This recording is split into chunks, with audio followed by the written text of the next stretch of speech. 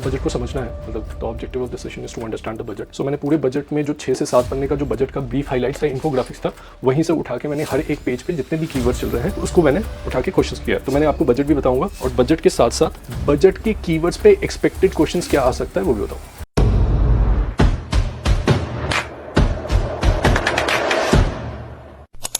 ठीक है, sustaining economic growth, first pillar of the budget, union budget, BUDGET 2026 and 27। So इसमें एक question भी था regarding to the presentation of the budget, मतलब presenting the budget into the parliament. तो which one is responsible for presenting the budget into the parliament? कौन responsible होता है budget को पेश करना पार्लियामेंट में? Finance minister. मतलब under constitution it is written that the finance minister is obliged and mandated to present the budget of our country to the parliament of India. ऐसा कहीं पे नहीं है। तो who is mandated to present the budget? President. Under which article it is? 1 ऐसा मत बोलो यार, एग्जाम नजदीक आ रहा है। 112 annual financial statement, 110 talks about money bill, right? 109 talks about procedure with respect to the money bill, ठीक है? 110 पे मनी बिल है, ठीक है? तो ऐसे कंफ्यूज नहीं होना, एग्जाम नजदीक आ रहा है ये। अच्छा 1 मिनट, ठीक, ऑल राइट। तो प्रेजेंटेशन ऑफ बजट यही पिछले साल क्या हुआ था, इसी पे डाउट था ना, यूपीएससी ने यही मिस्टेक कर दिया था ना कि prime minister is obliged to present the budget, मतलब prime finance minister is presenting budget on behalf of the prime minister of India. तो दैट्स वाई दे पूरा का पूरा कंट्री इज प्रोटेस्टिंग कि आप इतना बेसिक नहीं समझ सकते। दिस इज वाई जो इस साल का शायद मुझे ऐसा लगता है जो डिले हो रहा है फॉर्म निकलने में, उसका एक ये भी रीजन है कि शायद इस साल से जो एग्जाम कंडक्ट होगा उसके इमीडिएट बाद दे will be giving the answer की। उसके अंदर आपको 2 दिन के अंदर बताना होगा कि कहाँ कहाँ पे इशू है, उसके बाद फाइनली रिजल्ट आएगा। तो ये शायद ये भी एक रीज़न हो सकता है इसका डिले होने का। एक तो कैडर वाला तो है ही, कैडर वाला आप लोगों ने देखा होगा। कैडर जो पहले क्या था, स्टेट स्पेसिफिक कैडर बनता था, अब अल्फ़ाबेटिकल सीरीज में बन गया कैडर, ठीक है? तो वो भी एक इशू हो गया है, ठीक है? तो सबसे पहले सस्टेनिंग इकोनॉमिक ग्रोथ के लिए the government of India particularly कहाँ पे फोकस कर रही है? Manufacturing, strategic and frontier sectors. तो मैन्युफैक्चरिंग में भी हम लोग ने ऐसे बहुत सारे मल्टीपल क्वेश्चंस प्रैक्टिस किए हैं। मैन्युफैक्चरिंग का मतलब कोई एक सेगमेंट नहीं होता, कोई एक सेक्टर नहीं होता। Technically targeting India semiconductor mission 2.0, ठीक है? मैंने पहला क्वेश्चन इसी पे बनाया है, इंडिया सेमीकंडक्टर मिशन 2.0 के ऊपर। दूसरा क्वेश्चन मैंने बायो फार्मा पे बनाया, ठीक है ना? बायो फार्मा आपको पता है अभी करेंटली जो बायो फार्मा है, it's a new kind of treatment medicine production comparative to the traditional method of medicine production. Bio pharma में क्या होता है वो अभी हम लोग देखेंगे, अभी डिस्कस करेंगे, तो ठीक है? अब हाँ प्लीज बैठ जाए। High tech tool rooms into central public sector enterprises, scheme for container manufacturing, integrated programme for textile. तो गवर्नमेंट ऑफ इंडिया का फोकस कहाँ कहाँ पे है वो अभी देखते जाओ एक एक करके। सेमी कंडक्टर पे पहला इंपॉर्टेंट फोकस है, ठीक है? रीज़न मैंने उस क्वेश्चन को ऐसे ही फ्रेम किया है कि आप इस चीज़ को समझो कि इंडिया सेमी कंडक्टर में ही पुश क्यों कर रहा है। मतलब और भी तो कुछ में हम पुश कर सकते थे ना, किसी और भी चीज़ों पे पुश कर सकते थे। Why we are focusing on to the semi conductor? तो कहीं ना कहीं उस तरह का रिसोर्स और रिक्वायरमेंट हमारे पास होगा, that is basically pushing for the India semi conductor mission. हम बायो फार्मा पे ही क्यों पुश कर रहे हैं? तो इंडिया का फार्मास्यूटिकल इंडस्ट्री जो है वो कंपैरेटिवली कंपिटिटिव एडवांटेज में है in comparison to the other countries. तो बायो फार्मा हो गया। High tech tool rooms for central public sector enterprises. दूसरा क्वेश्चन मैंने एक सेट किया है, रेयर अर्थ परमानेंट मैग्नेट। तो आप में से हो सकता है कि आज आप पहली बार रेयर अर्थ परमानेंट मैग्नेट्स देख रहे होंगे। बहुत लोग हो सकता है कि रेयर अर्थ परमानेंट मैग्नेट क्या है। तो क्वेश्चन डिस्कस करने में हम लोग कंसेप्ट की क्लैरिटी करेंगे, ठीक है ना? Question I am just explaining you कि कौन कौन से इंपॉर्टेंट टॉपिक्स हैं। जैसे 3 डेडिकेटेड केमिकल पार्क बनाया जा रहा है, enhancing domestic production, dedicated initiative for manufacturing and affordable of sports good भी पहली बार दिखा, scheme to review the 200 legacy industrial clusters, electronic components manufacturing. तो ठीक है, यहाँ सेमीकंडक्टर इलेक्ट्रॉनिक्स कंपोनेंट मैन्युफैक्चरिंग में strengthening the domestic manufacturing and high value and technology advance clusters and construction and infrastructure equipment. तो कंस्ट्रक्शन और infrastructure equipment जो बड़ा बड़ा कंस्ट्रक्शन जो बिल्डिंग्स बनाते हैं उसकी रिगार्डिंग चीज़ है। अब पहला क्वेश्चन हम लोग देखते हैं इसमें। In the union budget 2026 and 27 India announce semiconductor mission 2.0 to strengthen its domestic semiconductor ecosystem, ठीक है? डायरेक्टली पीआईबी जो मैंने पढ़ा उसमें दिया हुआ है कि इंडिया का कैपेबिलिटीज अक्रॉस 3 की pillars of the semi conductor value chain equipment manufacturing. Strong MSME base है हमारा। तो पहला पॉइंट पे ध्यान रखना है कि स्ट्रॉन्ग एमएसएमई बेस है हमारा for the semi conductor production in our country. दूसरा, material availability of chemical, minerals and gases, ठीक है? And service research and development chip for design AI and IoT talent, ठीक है ना? ये सारी चीजें। तो ऐसे सिचुएशन में एकदम इसका करेक्ट रीजन हो जाएगा फर्स्ट, ठीक है? तो हमारे पास क्योंकि ये सारी चीजें हैं, that's why we are trading for the semiconductor production 2.0। समझ में आ रहा ना? ठीक है, अब बताओ अभी लीडिंग वर्ल्ड प्रोड्यूसर कौन है सेमीकंडक्टर का? हाँ, Taiwan is the leading producer of the semiconductor. India है कितने नंबर पे और सेकंड पे कौन है? चलो इतना तो दूर तक नहीं जाना है, Taiwan is the leading producer of that. ठीक है, तो इसमें semiconductor mission 2.0 is logically grounded in India's growing strength across the entire semiconductor value chain. Value chain का मतलब आप समझ रहे हैं, प्रोडक्शन से लेके सप्लाई तक सारा कुछ। ठीक है ना? The presence of the robust MSME ecosystem access to critical raw material. कौन से रॉ मटेरियल की जरूरत पड़ती है सेमीकंडक्टर प्रोडक्शन के लिए? हाँ, सिलिकॉन। और ये मैंने लास्ट वाले सेशन में डिस्कस किया था। India is now producing silicon carbide based semiconductor. तुम नहीं आए थे शायद उस वाले सेशन में, उसमें मैंने बताया था कि ट्रेडिशनल सेमीकंडक्टर जो प्रोडक्शन होता था पहले वो सिलिकॉन बेस्ड होता था, अब हम लोग सिलिकॉन से सिलिकॉन कार्बाइड बेस्ड पे चले गए। ठीक है ना? ऑलराइट, याद रखिएगा एग्जाम वाले दिन ये मैं आपको पीआईबी में हाईलाइटेड की पॉइंट्स बता रहा हूँ। It can be asked in the examination. ठीक है, the talent semiconductor advance digital technologies collectively justify the scaling of India semiconductor policy frame. Next question इसमें है रेयर अर्थ परमानेंट मैग्नेट। ठीक है, तो रेयर अर्थ परमानेंट मैग्नेट ऊपर इसमें आया था। तो scheme for rare earth permanent magnet research mining processing and manufacturing. तो आप में से कोई बता सकता है कि रेयर अर्थ परमानेंट मैग्नेट हम किस चीज़ से निकालते हैं? रेयर अर्थ मेटल से। तो rare earth permanent magnet technically क्या होता है? What is rare earth permanent magnet? तो रेयर अर्थ मटेरियल तो है ही, साथ में rare earth permanent magnets. Permanent magnet क्या करेगा? मतलब why this keyword is used here, मतलब this are the rare earth strong magnet basically. ठीक है ना? मैग्नेटिज्म लूज होता है over a period of time. अगर आप लोगों ने बचपन में मैग्नेट से खेला हो तो मैग्नेटिज्म उसका लूज हो जाता है over a period of time. Permanent magnet में ऐसा नहीं होगा। ठीक है, नाउ क्वेश्चन है इस पे, REPM are used in electric vehicle, wind turbines, electronic, aerospace and defence. तो ये तो बहुत ही जनरल टर्म, इसको तो हम नहीं हटा सकते हैं। ठीक है, अब ये बताइए क्यों ऐसा यूज कर रहे हैं हम इसको इन सब चीज़ों में, विंड टर्बाइंस में, इलेक्ट्रॉनिक, स्पेस में? Due to the permanent nature of the magnetic, giving it a strength to sustain into the wind turbines. जो विंड टर्बाइन इतना बड़ा बनता है उसमें rare earth permanent magnet play a very crucial role. Government of India rare earth permanent magnet का supply के लिए they are putting effort. अभी करंटली रेयर अर्थ एलिमेंट्स जो है उसका सप्लाई चेन किसके डोमिनेंस में है? चाइना के। तो गवर्नमेंट ऑफ इंडिया उसके लिए क्या कर रही है? What the government of India is currently doing for it, कि रेयर अर्थ एलिमेंट का सप्लाई प्रॉपर हो, सिक्योर सप्लाई हो। So what government of India is doing for it? REPM are made from the rare earth oxide. ये तो derive from the monazite sand found in Andhra Pradesh, Odisha, Tamil Nadu, Kerala, West Bengal and Gujarat. ये सही statement है क्या? हाँ, तो ये monazite sand Andhra, Odisha, Tamil Nadu, Kerala, West Bengal सब गुजरात में भी मिलता है क्या? गुजरात का डाउट है, सही बात कर रहे हैं। केरला में तो है, केरला के कोस्ट में तो मिलता है, तमिलनाडु के कोस्ट, इंडिया के सारे कोस्टल स्टेट्स में लगभग ऑलमोस्ट सारे मोनाजाइट सैंड जहां मिलते हैं। तो आप ध्यान से देखो, सारे कोस्टल स्टेट्स का ही नाम है ना, सारे कोस्टल स्टेट्स में। अब क्या है, Khanij Bidesh India limited KABIL is responsible for overseas acquisition of rare earth element for India. यही मैं बता रहा था कि India for the ensuring the secure supply of the rare earth element, Khanij Bidesh India limited इन लोगों ने बनाया है और बाहर एक्सप्लोरेशन मतलब साइट जो है वो लेने की कोशिश कर रहे हैं कि एक इंश्योर रहे सप्लाई। अभी किसके डोमिनेंस में है? चाइना के डोमिनेंस में। ठीक है, ये जो खनिज विदेश इंडिया लिमिटेड है ये क्या है? What it is? कंपनी है, PSU है, पब्लिक सेक्टर अंडरटेकिंग है, इंडिया का PSU है। इसको किसने बनाया? हाँ, कंपनी। ठीक है, तो किसने मतलब इनके किस किस के साथ कॉपरेशन करके इसको बनाया गया? कौन कौन से एल्युमिनियम एक्सप्लोरेशन, कौन कौन सी पब्लिक सेक्टर अंडरटेकिंग से मिलके इसको तीनों को मिलके बनाया? 3 पब्लिक सेक्टर अंडरटेकिंग है इंडिया की जो एक्सप्लोरेशंस करती है, जो माइनिंग्स करती है, उन तीनों ने मिलकर ये खनिज विदेश इंडिया लिमिटेड बनाया है। इसका काम है overseas acquisitions of the mineral sites, है ना। तो ये आप ध्यान दे दीजिएगा, हो सकता है कि एग्जाम में इसकी अंडरस्टैंडिंग से कुछ एलिमिनेट करने को मिल जाए। India is the largest global producer of rare earth permanent magnet. तो ये स्टेटमेंट तो गलत है, तो बहुत बेसिक क्वेश्चन था। ठीक है ना, इसको पढ़ने की भी जरूरत नहीं है। सॉल्यूशन पढ़ोगे?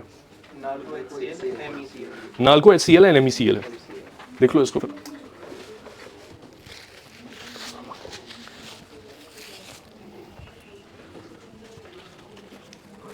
ठीक है, India possesses a monazite sand which are source of rare earth elements. These sands are found along the coastal and inland placer deposit of Andhra Pradesh, Odisha, Tamil Nadu, West Bengal and Gujarat. NALCO stands for HCl, Hindustan Copper, and MECI. ठीक है, अभी China dominate कर रहा है, तो China पे याद रखना है कि चाइना के पास रेयर अर्थ एलिमेंट्स है।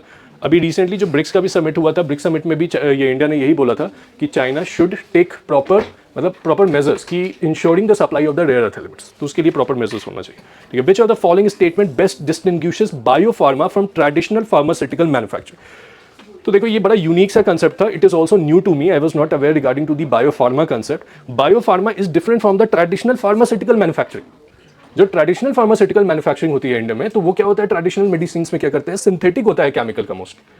बायोफार्मा में पहली बार क्या है, living biological system such as cell और micro organism produce therapies like vaccine and biologics.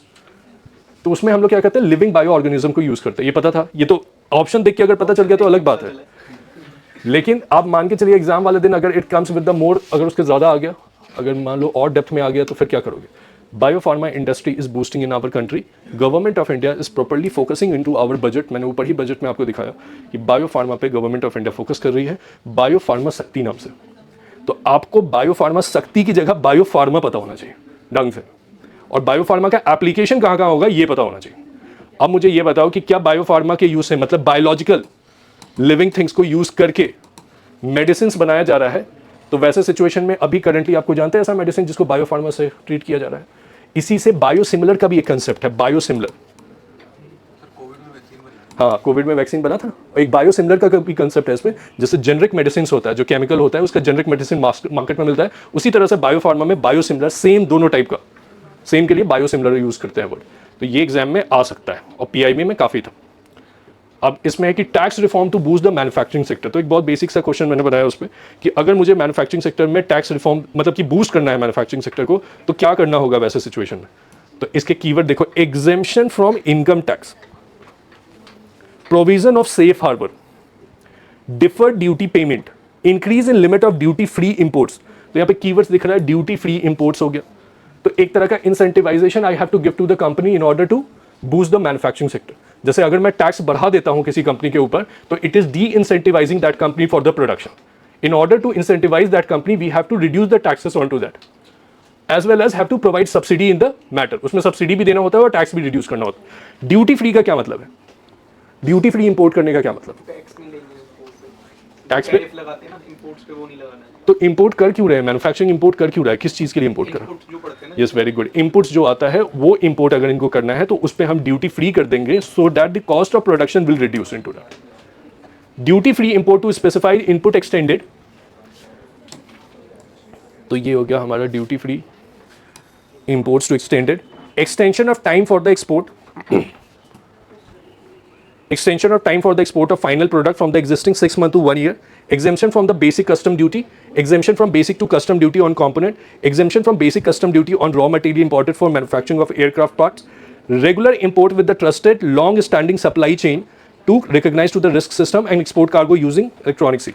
तो इस पे क्वेश्चन जैसे फ्रेम के बहुत बेसिक है, अब तो ये उससे आइडिया लग जाएगा कि to boost the manufacturing sector government has adopt the following policy measures to tax incentive, tax reduction, ये तो सही होगा, duty free import of imports, safe harbour provision जो सेफ हार्बर क्लॉज था, और higher regulatory and tax burden. अगर मैं regulation लगा दूंगा, टैक्स बर्डन कर दूंगा, जो 90s के टाइम पे होता था हमारी कंट्रीज में, 90s के अर्लियर प्री लिबरलाइजेशन फेज में, तो इसका आंसर 1 to 3 हो जाएगा, 4 विल नॉट बी कंसिडर्ड। ठीक है, तो ये तो बेसिक था। नाउ नेक्स्ट क्वेश्चन, अब थोड़ा सा यहाँ से the question may be tricky. ठीक है, लिक्विडिटी सपोर्ट थ्रू TREDS। अब किसी को आइडिया है what is TREDS? Mandate TREDS as a transaction settlement platform for all the purchase from MSME by central public sector enterprises, serving as a benchmark for the other corporates। तो पढ़े हो कभी TREDS? Do you have idea about that? किसी को idea और कोई? TREDS का मतलब हो गया ट्रेड रिसीवेबल्स, बिल डिस्काउंटिंग, जो इनवॉइस जो होता है। वर्किंग कैपिटल फाइनेंस में इजी रहे, जैसे बिल हमने सेल की नहीं तो इनवॉइस है, हम तो उसको फैक्टरिंग करवा सकें, हाँ, ताकि हमारे पास पैसे आ जाए, वर्किंग कैपिटल की इशू सॉल्व हो जाए। वर्किंग कैपिटल का इशू ये जो बता रहा है। अब आप बताइए, जो इसने बताया maybe he has a knowledge about of the economics, और maybe he is a CA, that's why he has a knowledge about of it. अगर ये CA नहीं होता या फिर इसको इकोनॉमिक्स का नॉलेज नहीं होता तो इसको हवा ही नहीं लगता कि ट्रेड रिसीवेबल्स क्या है, जैसे मुझे नहीं लग रहा था।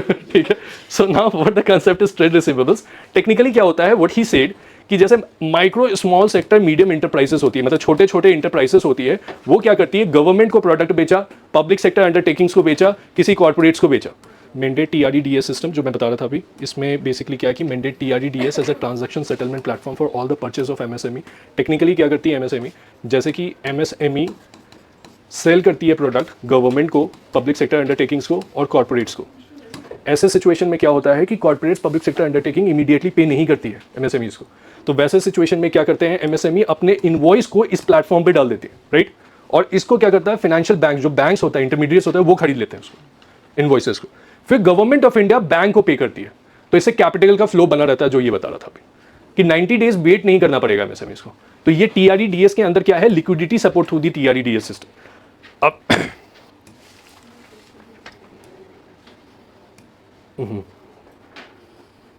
ठीक है, so now the question is regarding to it कि with reference to the trade receivables discounting system as highlighted in the Union Budget 26-27 for promoting MSME, TREDS is a electronic platform। इतना डिटेल में नहीं आएगा exam वाले दिन, ये हो सकता है कि कहीं ऑप्शन में कहीं दिख जाए TREDS। तो electronic that enables MSME to get their trade receivables discount through the multiple finances। Only MSME can act as a seller on the TREDS platform। तो ये सही होगा स्टेटमेंट या गलत होगा? सही होगा। अगर ओनली आप लोगों ने देखिए इसको ये काट दिया होगा तो मैं आपको बता रहा हूँ ट्रेड रिसीवेबल्स डिस्काउंटिंग सिस्टम जो है वो प्रेफरेबली टीआरईडीएस सिस्टम पे 3 ही टाइप के एजेंट्स होते हैं। एक होता है सेलर, एक होता है बायर और एक होता है फिनेंसर। सेलर यहाँ पे सिर्फ और सिर्फ एमएसएमईज हो सकते हैं, बायर यहाँ पे गवर्नमेंट ऑफ इंडिया भी हो सकती है, पब्लिक सेक्टर अंडरटेकिंग्स भी हो सकती है और कॉर्पोरेट्स हो सकती है। फिनेंसर्स में मल्टीपल बैंक्स यहाँ पे हो सकते हैं, ठीक है। तो सेलर्स सिचुएशन में MSME can be only as a seller in the TREDS platform. अभी इस चीज को याद रखना, आप अपने नोट्स में भी उसको हाईलाइट कर लो कि only TREDS, only MSME can be asset as a seller in the TREDS platform. Now the corporates, government departments and public sector undertaking can act as a buyer on the TREDS platform. TREDS improve liquidity for the MSME by facilitating the faster realization of the payment।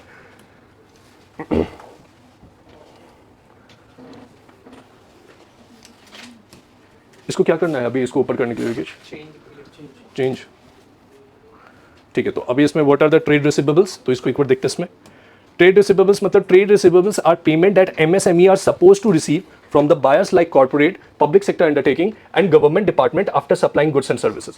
तो trade receivables क्या है, are payment that MSME are supposed to receive, ठीक है ना, payments that are supposed to receive from the buyers like corporate, public sector enterprises। now example, जैसे MSME supply goods worth of 10 lakh to the public sector PSU। the PSU will pay after 60 to 90 days। जो unpaid 10 lakh है is the MSME trade receivables। इसको क्या करते हैं, what does discount mean, discounting means the MSME do not wait for the buyers to pay. MSME wait नहीं करेगा, इसको कौन पे कर देगा, बैंक पे कर देगा। और फाइनली फिर क्या होगा, गवर्नमेंट ऑफ इंडिया मतलब बैंक, फिर बैंक क्या करेगा, गवर्नमेंट ऑफ इंडिया से पैसा लेगा। तो यही टीआरईडीएस प्लेटफॉर्म है, ठीक है ना। तो इसको आई होप कि इसमें थोड़ा सा क्लैरिटी आया हो। Now service sector, high power education for employment and enterprises, standing committee to focus on the service sector as a co driver of the Viksit Bharat, ठीक है। Upgrade establishing new institution for allied health professional in the 10 selected discipline. तो health में बात की जा रही है, service sector की बात की जा रही है। केयर इकोनॉमी क्या कंसेप्ट है, कोई बता सकता है, what is care economy? And NSQF allied programme train 1.5 lakh multi skill care givers. Care economy sir जैसे हाउस होल्ड वर्क वगैरह जो होता है, सारी चीजें, हाउस होल्ड वर्क हो गया या फिर एल्डरली को अगर आप केयर दे रहे हो तो that is considered under the care economy. Now the care economy has a lots of potential into the India because our demographic dividend is now becoming demographic burden later, मतलब कि अभी 26 और 2050 के बाद वी आर एक्सपेक्टिंग कि हमारे यहाँ ageing population आनी शुरू हो जाएगी। तो gradually the concept of care economy is boosting. तो बजट ने पर्टिकुलरली फोकस किया है केयर इकोनॉमी के। तो NSQF का क्या मतलब है? मिनिस्ट्री ऑफ स्किल डेवलपमेंट का एक नेशनल स्किल क्वालिटी फ्रेमवर्क है। Yes, national skill quality framework. It is a align programme to train 1.5 lakh multi skilled care givers train किया जा रहा है इसके, ठीक है ना। तो ये एक अच्छी चीज थी इसमें जानने की। दूसरा एक concept of medical tourism. Concept of medical tourism was there. The scheme to support establishing 5 hubs for medical value tourism। तो मैंने इस पे मेडिकल टूरिज्म पे एक क्वेश्चन फ्रेम किया है कि इंडिया में मेडिकल टूरिज्म का पोटेंशियल बहुत हाई है, तो उसका रीजन क्या क्या है उसमें रीजनिंग में मैंने डाला। फिर government of India is particularly focusing on Ayush. Ayush क्या हो गया, ट्रेडिशनल मेडिसिन की बात कर रही है। तो इसके लिए all India institute of Ayurveda upgrading AYUSH pharmacies and drug testing labs for higher standard of certification ecosystem and upgrading the WHO global traditional medicine centre. तो WHO ने रिसेंटली ट्रेडिशनल मेडिसिन पे दिया है अप्रूवल हमें, recently WHO regarding to the traditional medicine. अभी क्या चल रहा था न्यूज़ में कुछ टाइम पहले, the WHO has now accepting traditional medicine, पहले नहीं था। Now next, setting up of ABGC content creator lab into secondary school and 500 colleges. The concept of orange economy is now boosting. तो orange economy का idea था सबको। इसमें क्या चीज़ है, culture, movies, content creation on Instagram and all, media. ठीक है, तो orange economy is also important. Setting up of new institute of design through the eastern regions of the India and Khelo India mission integrated a talent development pathway system, coaching of development, integrated science and technology development of sports infrastructure. So now अब इस पे question देखते हैं. Which of the following? India is emerging as a global market of medical tourism. India offers affordable medical treatment. ये सही है क्या? affordable medical treatment देते हैं क्या हम लोग? Yes sir. International accredited hospital है क्या हमारे पास? Yes sir. ये भी है. कौन सा international accredited hospital है? 4 days है max है. Very good. Specialised medicine and AYUSH visa का कंसेप्ट है and the government initiative like the heal in India portal to facilitate the foreign. तो ये सारा का सही हो जाएगा फिर. Both A and R are true but R sorry both A and R true and R is the correct explanation of it. तो B नहीं हो. आयुष वीजा. आयुष वीजा का कंसेप्ट हम लोगों ने दिया है ना फॉर द ट्रेडिशनल मेडिसिन को प्रमोट करने के लिए. Now we are providing the people to the AYUSH visa कि आओ यहाँ पे ट्रेडिशनल योग चिकित्सा ये सारी चीजें आके करो. तो ये तो हम लोगों ने स्टार्ट किया ही है. ठीक है. Next with reference to the orange economy. बहुत बेसिक सा क्वेश्चन है फिर ये. ऑरेंज इकोनॉमी मैंने आपको इसलिए हाईलाइट कर दिया. अभी इसमें भी किसी का गलत हुआ है क्या? Economic activities focused on the renewable energy, circular economy, climate resilient industries supported through green finance. तो ये लग रहा है क्या? Renewable energy, circular economy, green होना चाहिए था इसके लिए. Economic activities related to agro processing, food supply chain, rural value addition supported by farmer producer organisation.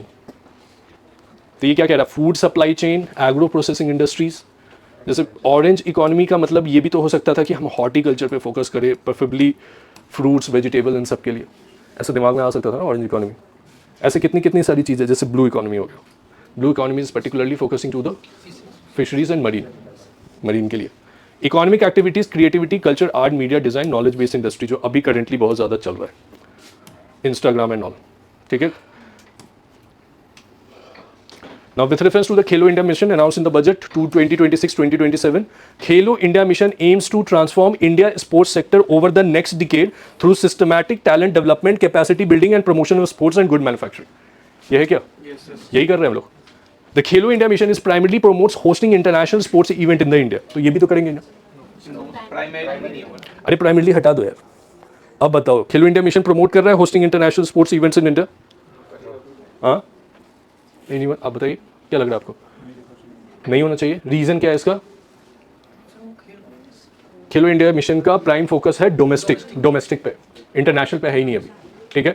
Budget जो पेश हुआ है उसमें खेलो इंडिया मिशन को अगर आप इस वाले लाइन को ध्यान से पढ़ोगे, transform India sports sector over the next decade through systematic talent development. मतलब यहाँ पे सिस्टमैटिक टैलेंट डेवलपमेंट कीजिए.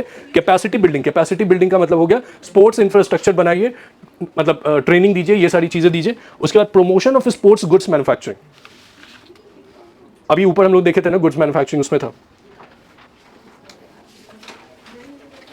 ठीक है. सो इसको भी ध्यान रखेंगे कि that is not for international sports and all. तो सेकेंड स्टेटमेंट इसमें इनकरेक्ट है. Now next, 5 university township in the vicinity of major industrial and logistic corridor, girls hostel in higher education STEM. STEM का क्या मतलब होता है? Science. And mathematics. Setting up of upgrading 4 telescope infrastructure facilities, setting up of National Institute of Hospitality, bridge between academia, industry and government, pilot scheme for upskilling 10,000 guides in 20 iconic tourist sites, national destination digital knowledge grid to digitally document all places of significance. इसका क्या मतलब है कि national destination digital knowledge grid बनाया जाए? What is the meaning of that? National destination digital knowledge. Digitally जो document उसका जैसे डिजिलॉकर टाइप का. to digitally document all places of significance. तो एक ऐसी डॉक्यूमेंट जिसमें जितनी भी जरूरी प्लेसेस है हाँ, उसका एक जगह पे कलेक्शन, जैसे डिजिलॉकर है ना, वैसे कलेक्ट करें. To develop ecological sustainable mountain trails, turtle trails and bird watching trails in select state. तो कौन कौन से सेलेक्ट, जैसे माउंटेन ट्रेल अगर मुझे बनाना होगा तो किस स्टेट्स को फोकस करेंगे हम लोग, और अगर मुझे टर्टल ट्रेल बनाना होगा तो किस स्टेट पे प्राइमरली फोकस करेंगे? उड़ीसा जैसे स्टेट पे फोकस करेंगे. बर्ड वॉचिंग ट्रेल अगर बनाना होगा तो मुझे कहाँ पे बर्ड वॉचिंग ट्रेल बना सकते हैं? सर जहाँ पर वो इंटरनेशनल फ्लाइंग में है. हरियाणा, गुजरात, राजस्थान. हरियाणा में क्यों आपको लगता है कि बर्ड वॉचिंग ट्रेल हमें बनाना चाहिए? इंडिया में जो बर्ड का सबसे ज़्यादा, जैसे ठंड के टाइम पे बर्ड जो साइबेरियन से जाती है वो इंडिया में मोस्टली कहाँ पे रुकती है? चिलिका लेक का नाम सुना है? कितनी बार न्यूज़ में आता रहता है कि most of the birds are passing through the Chilika. वो एशियन फ्लाईवे में भी आते हैं ये जोन्स, है कि नहीं? तो ये भी बर्ड वॉचिंग ट्रेल वहीं पे बनेगा. टर्टल ट्रेल जो आप अभी उड़ीसा बता रहे थे वो, हाँ, ऑलिव रेड लीफ. गहीर मठ जो है हमारा, गहीर मठ क्या है? Mangrove system. कहाँ पे है? भितरकनिका नेशनल पार्क के पास. फिर India to host the first ever global big cat, तो ये इसमें मैंने बनाया भी कि ग्लोबल बिग कैट समिट होने वाला है। इंडिया ने ही इस ऑर्गेनाइजेशन को स्टार्ट किया था, ग्लोबल बिग कैट अलायंस। तो बिग कैट अलायंस पे भी एक क्वेश्चन है, ठीक है। अब टैक्स रिफॉर्म तो ठीक है, tax reform already we have done. Now with reference to the international big cat alliance, तो what is the International Big Cat Alliance system? Consider the following statement. International Big Cat Alliance is a global initiative launched by India to promote cooperation for its conservation of big cat species. तो ये सही statement India ने launch किया है क्या big cat alliance को? ये big cat alliance जो है ये इंडिया की इनिशिएटिव है, ठीक है। ऐसे और कौन कौन से इनिशिएटिव है इंडिया के? International Solar Alliance, coalition for disaster resilient infrastructure CDRI, और coalition for disaster religious infrastructure, International Solar Alliance हो गया। फिर अभी इतने सारे टेस्ट में हम लोग डिस्कस किए हैं, मैंने बताया है एक इकोनॉमिक कॉरिडोर है जो इंडिया लीड कर रहा है उसको, इंडिया से यूरोप का, क्या नाम है इसका? IMEC। और बताओ ऐसे सर, ऐसे वो क्या कहते हैं, ईस्टर्न कॉरिडोर जो चेन्नई से व्लादिवोस्तोक के लिए इंडिया लीड कर रहा है, वो इंडिया लीड कर रहा है उसको। और कोई ऐसे initiative? Alliance focus only on the conservation of Asian big cats such as tiger, lion, leopard and snow leopard. कितने को टारगेट कर रहे हैं हम लोग? कितनी स्पीसीज है अंदर? 7, वेरी गुड, 7 स्पीसीज है। बता सकते हो क्या क्या नाम है उसका? जागुआर, पूमा, सब ये सारे इंडिया में मिलते हैं? पूमा और जागुआर इंडिया में नहीं मिलते। First global big cat summit under IBCA will be hosted jointly by India and Africa range countries in 2026। तो ये सही स्टेटमेंट होगा। कैसे? अभी तो ऊपर देखा हम लोग ने, अफ्रीका कंट्री नहीं है, सिर्फ इंडिया कर रही है। पहला समिट जो होगा वो 2026 में होगा। तो अगर पहला समिट बजट में अगर मेंशन किया है तो याद रखना एग्जाम वाले दिन आने का चांसेस है, ठीक है। तो एक तो ये हो गया। अब जैसे नेक्स्ट क्वेश्चन इसमें आता है रिगार्डिंग टू फाइनेंशियल सेक्टर, ठीक है। इसमें फाइनेंशियल सेक्टर में एक अच्छी चीज था यहाँ पे, म्युनिसिपल बॉन्ड का concept, incentive of 100 crore for the single issuance of municipal bond of more than 1000 crore, current scheme under the AMRUT will continue. तो ये लिख रहा है कि incentive of 100 crore for the single issuance of municipal bond. India में municipal bond कौन issue करता है? Municipal corporation. अगर एक सिंगल बॉन्ड में 1000 करोड़ अगर हो गया तो सरकार भी ऊपर से 100 करोड़ देगी, ये लिखा हुआ है इस लाइन में। मतलब कि एक सिंगल बॉन्ड में म्युनिसिपल कॉर्पोरेशन ने 1000 रुपये कहीं से उठा लिया, 1000 करोड़ रुपये उठा लिया, तो government will give the 100 crore rupees as a incentive. अब आपका काम ये है कि आप म्युनिसिपल बॉन्ड को समझो कि what is municipal bond. So with reference to the municipal bonds in India, consider the following statement. Municipal bonds are issued by urban local bodies such as municipal corporation, municipalities to raise the funds for urban infrastructure project. तो ये तो सही है। अब municipal bonds in India are regulated by Reserve Bank of India under its banking and monetary policy framework. तो ये भी सही होगा, सेबी करता है, ये पता था या देखा है अभी नेट पे? रिजर्व बैंक ऑफ इंडिया पता था, have idea about that? Reserve bank of India नहीं करती है, 6 बॉन्ड है तो फिर वैसे नहीं करेगी यार, क्यों नहीं करेगी? गवर्नमेंट सिक्योरिटीज और गवर्नमेंट बॉन्ड कौन रेगुलेट करता है इंडिया में? गवर्नमेंट बॉन्ड तो ये म्युनिसिपल बॉन्ड कैसा है फिर? बॉन्ड सेबी का काम तो इक्विटी को करना होता है। दो चीज कंसेप्ट होता है इकोनॉमिक्स में, एक इक्विटी होता है और एक डेप्ट होता है, ठीक है। ये डेप्ट है, इक्विटी नहीं है। इक्विटी में आपके पास शेयर आ जाता है, तो शेयर्स की रेगुलेशन सेबी करती है कंट्री में। बॉन्ड्स का रेगुलेशन कौन कौन देखता है? जैसे गवर्नमेंट सिक्योरिटी RBI देखता है ना। तो इसमें कंफ्यूजन हो सकता है ना कि म्युनिसिपल बॉन्ड में, अब आपको पता है तो बहुत अच्छी बात है, मतलब यू मे गेट कंफ्यूज, क्योंकि गवर्नमेंट सिक्योरिटीज जो होता है उसको RBI देखती है ना, इसलिए, ठीक है। अब increasing farmer income by enhancing productivity in agriculture and life sectors, dedicated program for horticulture. तो इसको नीचे से देखते हैं, ये नीचे से ऊपर तक जा रहा है। तो भारत विस्तार बनाएंगे, भारत विस्तार इसमें आया, इन लोगों ने सैंडलवुड पे फोकस किया, focus cultivation and post harvest processing in the sandalwood का तो आप लोग को आइडिया होगा। Sandalwood is basically endemic to south Indian countries, south India जो है साउथ इंडियन स्टेट्स में endemic. Sandalwood is very important, it is a important timber resources, it's a tropical hardwood use for the जितना भी आप musical instruments, ये दरवाजा ये सब चीज़ें होते हैं सैंडलवुड से बनता है। प्रीमियम क्वालिटी का प्रोडक्ट है वो, इस वजह से उसकी तस्करी बहुत ज़्यादा होती है सैंडलवुड की, ठीक है। फिशरीज पे गवर्नमेंट ऑफ इंडिया कह रहा है कि integrated development of 500 reservoirs and Amrit Sarovar, strengthening the fisheries value chain in the coastal areas and enabling market linkage for startup and women led groups together with the fisher. मतलब आप fisheries को protection करने के लिए दे आर पुटिंग प्रेशर कि 500 reservoir बनाया जाएगा, अमृत सरोवर बनाया जाएगा। मैंने उस पर भी एक क्वेश्चन फ्रेम किया है फिशरीज के ऊपर, उसको भी देखेंगे। फिर now dedicated program for the India cashew and cocoa. तो कैश्यू एंड कोकोआ बजट में लिखा हुआ है, ठीक है ना। तो आपको कैश्यू एंड कोकोआ का इन एंड आउट पता होना चाहिए एग्जाम से पहले। बजट में सैंडलवुड लिखा हुआ है तो आपको सैंडलवुड का भी इन एंड आउट पता होना चाहिए, फिशरीज लिखा हुआ है तो आपको फिशरीज के बारे में भी पता होना चाहिए। डन, मतलब ये आप समझ रहे हो टॉपिक यहीं से निकल के आ रहा है। अब इसके बाद आपको समझना है कि what you have to read actually. Supporting high value agriculture, तो इंडिया कैश्यू कोकोआ के ऊपर है, हाई वैल्यू एग्रीकल्चर। और देखते हैं इसमें ऊपर एनिमल हस्बेंड्री एंड हॉर्टिकल्चर। मैंने 3 इंपॉर्टेंट क्वेश्चन पे फ्रेम किया, एक सैंडलवुड पे, एक कैश्यू कोकोआ पे, एक फिशरीज पे। सो सबसे पहले देखते हैं रेड सैंडर्स पे। रेड सैंडर पे first question, the red sander was discussed with the in the context of the Union Budget 2026-2027, red sanders were discussed with the reference to the red sander. Consider following statement: red sander is endemic to South India. तो ये correct statement है. They are endemic. Endemic का क्या मतलब होता है कि they are native to the South Indian countries, South Indian states. Native का मतलब हो गया कि they are naturally found in that region. अगर आप वहाँ से लेके उसको किसी और रीजन में आपने लगा दिया तो इट विल बी कंसिडर कि आप उसको बाहर लेके आए हो, ठीक है ना, नेटिव नहीं है वो वहाँ का। Red sander is listed as endangered. अब ये पता है किसी को कि इंडेंजर्ड है या क्रिटिकली इंडेंजर्ड स्टेट पे? अभी इंडेंजर्ड स्टेट पे, वल्नरेबल, इंडेंजर, क्रिटिकल इंडेंजर, किस में कंसिडर करेंगे? इंडेंजर्ड, ठीक है। तो ये अच्छा है कि आप लोग को एग्जैक्ट पता है। Red sander is found in tropical dry deciduous vegetation, ये सही होगा? ड्राई डेसिडुअस में या मॉइस्ट डेसिडुअस में? ठीक है। इंडिया में जैसे कि वेजिटेशन जो होता है जैसे कि हम क्या है कि ट्रॉपिकल कंट्री में बेसिकली वी आर लाइक, तो ट्रॉपिकल कंट्रीज में बेसिकली क्या होगा कि जितने भी ट्रॉपिकल रीजन्स में, जैसे ट्रॉपिक ऑफ कैंसर से लेके ट्रॉपिक ऑफ कैप्रिकॉर्न तक का रीजन जो होगा उसको ट्रॉपिकल रीजन कंसिडर किया जाएगा। अब उस ट्रॉपिकल रीजन में रेनफॉल के बेसिस पे, मतलब कितना रेनफॉल कौन सा एरिया रिसीव कर रहा है उसके बेसिस पे वेजिटेशन डिसाइड होगा। तो अगर ज़्यादा रेनफॉल हो रहा है तो रेन फॉरेस्ट होगा, उससे कम हो रहा है तो मॉइस्ट, उससे कम हो रहा है तो ड्राई डेसिडुअस, एंड उससे कम हो रहा है तो थॉर्न वेजिटेशन, ठीक है, राइट। अब ये है कि ट्रॉपिकल ड्राई डेसिडुअस वेजिटेशन में मिल रहा है, तो ये पर्टिकुलरली ड्राई डेसिडुअस वेजिटेशन का है। तो मॉइस्ट डेसिडुअस वेजिटेशन का कोई ट्री आप बता सकते हो या फिर रेन फॉरेस्ट का एक ट्री बता सकते हो? सैंडलवुड तो ये है ना, दूसरे रेड सैंडल्स। सैंडलवुड जो होता है वो क्या होता है, ड्राई डेसिडुअस और मॉइस्ट डेसिडुअस दोनों में मिल सकता है। मॉइस्ट में भी मिल सकता है, ड्राई में भी मिल सकता है, लेकिन रेन फॉरेस्ट में नहीं मिलेगा। रेन फॉरेस्ट में महोगेनी, इबोनी मिलेगा। फिर और हाँ, teak is found in dry deciduous vegetation, teak उसमें मिलेगा, बबूल का पेड़, टीक का पेड़, शाल, शीशम, इनका पेड़।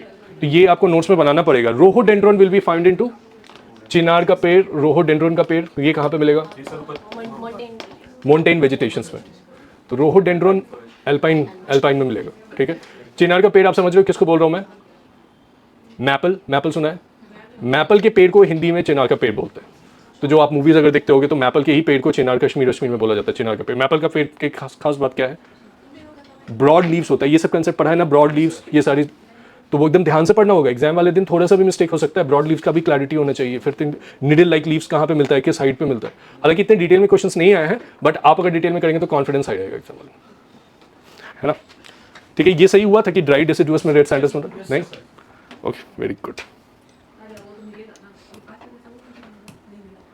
ठीक है। Next question, with reference to the global production of plantation crops consider the following statement. ये तो आ चुका है, पीवाईक्यू में आया है एक बार, कोकोआ आया है ना ये क्वेश्चन, ठीक है। With reference to the global production of plantation crop, plantation crops cocoa cashews को ही बोलते हैं। प्लांटेशन क्रॉप मतलब कमर्शियल क्रॉप्स को बोलते हैं। Consider the following pair, cocoa, Cote d'Ivoire, and Ghana, cashew, रेशू एंड कोटे। मतलब ये कहाँ मिल रहा है, विच ऑफ द फॉलोइंग? इसमें अच्छा ये नहीं लिखा हुआ है कि वो ग्लोबल प्रोडक्शन, हाँ, नेटिव पूजा की प्रोडक्शन, ये प्रोडक्शन के पर्सपेक्टिव से, ग्लोबल प्रोडक्शन ऑफ प्लांटेशन, ये प्रोडक्शन के पर्पस से, ठीक है ना, किस वाले जगह पे सबसे ज्यादा इसका प्रोडक्शन होता है। तो कोकोआ इसमें वो पूछ रहा है कि करेक्टली मैच्ड है या नहीं है।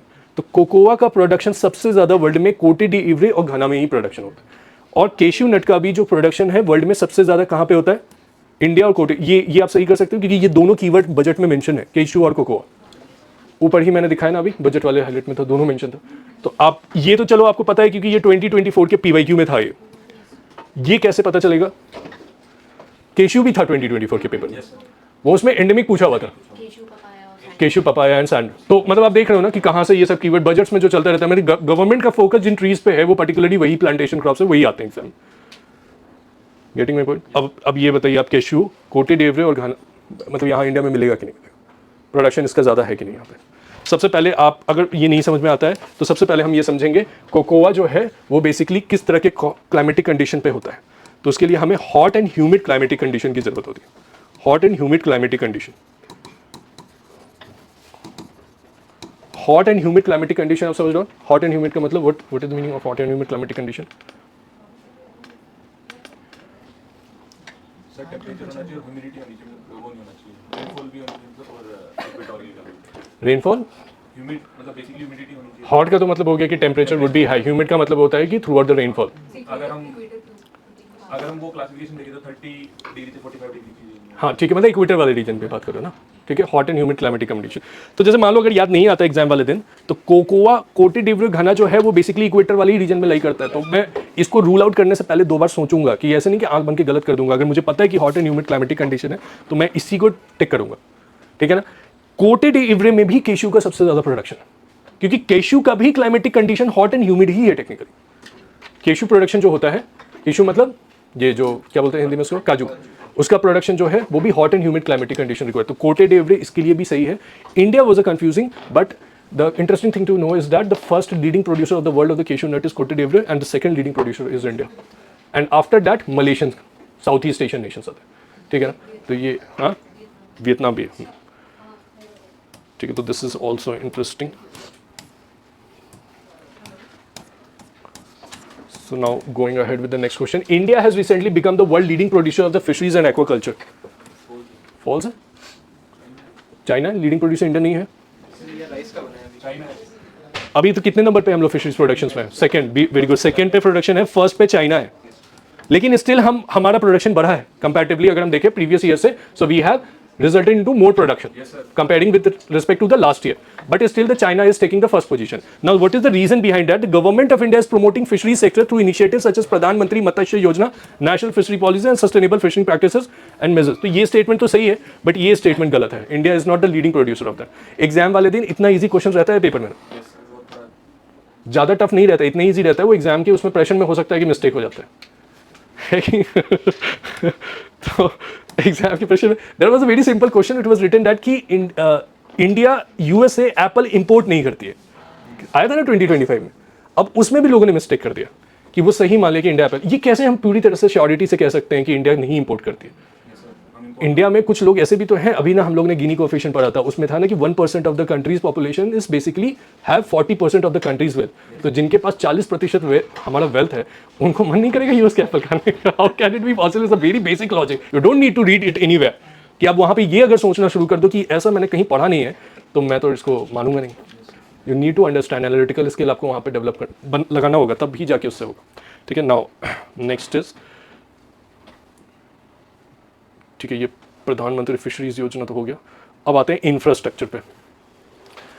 इस पे इंफ्रास्ट्रक्चर पे several initiatives for the large scale enhancement of public infrastructure INVIT, REIT, NIFF and NABFID. तो ये सब कुछ नहीं है, इन्वेस्टमेंट फंड्स हैं ये सब. इन्वेस्टमेंट फंड में आपको you have to know that कि कौन सा इन्वेस्टमेंट फंड प्राइवेट सेक्टर में है और NIIF जो है वो गवर्नमेंट बैक फंड है. ठीक है, ये पूछा हुआ था मतलब एक बार जब when I was giving examination, NIIF was asked in the earlier times. Now setting up of infrastructure guarantee fund.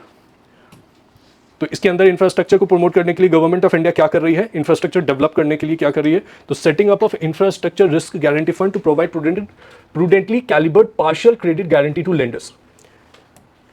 Recycling of real estate asset of central public sector enterprises through the setting up of dedicated REIT. तो ये real estate investment trust, REIT वही होता है, real estate investment trust. तो ये क्या कर रहा है कि real estate asset of CPSE through the setting up of dedicated real investment. तो ऐसे ही रियल एस्टेट लूट रही है और एक ट्रस्ट बन गया. Establishment of new dedicated freight corridor. Dedicated freight corridor का क्या मतलब होता है? Freight का क्या मतलब है? What is the meaning of freight? ये गुड्स चार्जेस होते हैं ना, लगेज चार्जेस जिसको फ्रेट होते हैं. फ्रेट कॉरिडोर बेसिकली जैसे कस्टम स्टेशंस होते हैं इन पे जो मतलब गुड्स वगैरह आती हैं तो कॉरिडोर्स में. फ्राइट का मतलब ही गुड्स होता है ना. फ्राइट कॉरिडोर का मतलब हो गया roadways, railways, these are things and freight means good. तो जो कॉरिडोर कैरी कर रहा है फ्राइट्स गुड्स को, तो उसको फ्राइट कॉरिडोर बोलेंगे. ऐसे डेडिकेटेड कॉरिडोर आपने शायद यूपीएस प्रीवियस ईयर क्वेश्चंस में डेडिकेटेड कॉरिडोर किया होगा आपने. Golden quadrilateral, diamond quadrilateral. Golden quadrilateral में east west corridor, north south corridor. East west corridor starts from west to connecting with the east.